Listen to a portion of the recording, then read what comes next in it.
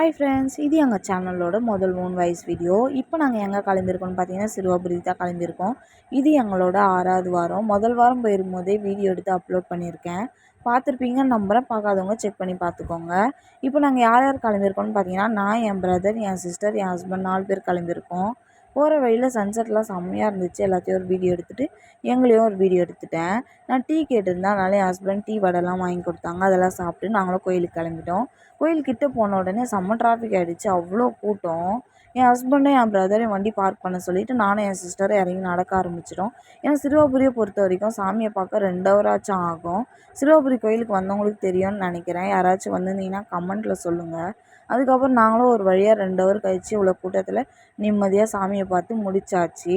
Chocolate வாங்கி வச்சுருந்தோம். எல்லாேருக்கும் நல்லபடியாக கொடுத்துட்டு நாங்களும் அங்கே கொஞ்சம் நேரம் உட்காந்து ரிலாக்ஸ் பண்ணிவிட்டு வீட்டுக்கு கிளம்பிட்டோம். என் சிஸ்டர் மோமோஸ் கேட்டிருந்தாங்க.